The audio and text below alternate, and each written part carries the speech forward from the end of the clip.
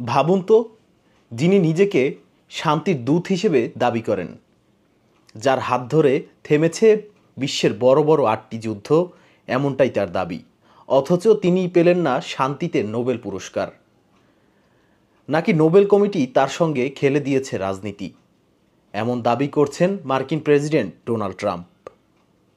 আজকে আমরা জানব ট্রাম্পের শান্তির দাবিগুলো কি কি, আর কতটাই বা সত্য, আর হোয়াইট হাউস কেনই বা নোবেল কমিটির উপর ক্ষেপে গেল, আর নোবেল কমিটি বা এ ব্যাপারে কি যুক্তি দিয়েছে।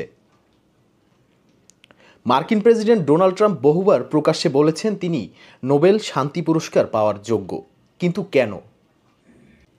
কারণ তার প্রথম ও দ্বিতীয় মেয়াদে তিনি গাজার যুদ্ধ থেকে শুরু করে ভারত পাকিস্তান পর্যন্ত ৮টি বৈশ্বিক সংঘাত থামিয়েছেন। তিনি কৃতিত্ব নিয়েছেন ইসরায়েল ইরানের মধ্যে ১২ দিনের যুদ্ধ থামানোর। পাকিস্তানের দ্বন্দ্ব তার কারণে মিটেছে। এছাড়া সার্বিয়ার কসোভোর মধ্যে শান্তি চুক্তির দাবিও করেছেন নিজের নামে।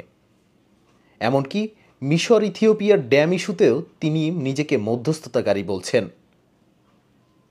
কিন্তু বাস্তবে এই চুক্তিগুলো বেশিরভাগই ছিল সাময়িক, স্থায়ী শান্তি কোথাও দেখা যায়নি। অনেক শর্ত কখনোই বাস্তবায়ন হয়নি।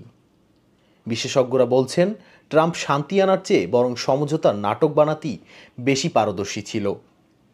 নোবেল কমিটির অবস্থান একেবারেই ভিন্ন। কমিটির চেয়ারম্যান ইয়র্গেন ভার্টনে ফ্রিডনেস বলেন, তারা কোনো জনপ্রিয়তা বা রাজনৈতিক দাবি দেখে সিদ্ধান্ত নেন না। তাদের চোখে একটাই মানদণ্ড, আলফ্রেড নোবেলের ইচ্ছা ও কাজ। তিনি আরও বলেন, তারা প্রতি বছর হাজার হাজার চিঠি পান। সাহস ও সততার ঘরে বসেই তারা সিদ্ধান্ত নেন। অর্থাৎ কমিটি পরিষ্কার করে দিয়েছে তাদের চোখে ট্রাম্পের কর্মকাণ্ড প্রমাণিত শান্তির পক্ষে যথেষ্ট নয়। এখন প্রশ্ন, ট্রাম্পের দাবি যদি এতটাই সত্য হয়, তাহলে নোবেল কমিটি তাকে কেন উপেক্ষা করল?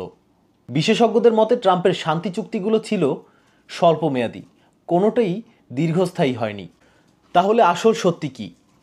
নোবেল কমিটি কি আসলেই রাজনীতি করেছে, নাকি ট্রাম্প শুধু নিজের অর্জনকে বড় করে দেখাতে চেয়েছেন? আপনার কি মনে হয়, ডোনাল্ড ট্রাম্প কি শান্তিতে নোবেল পাওয়ার যোগ্য, নাকি যোগ্যই ছিলেন না?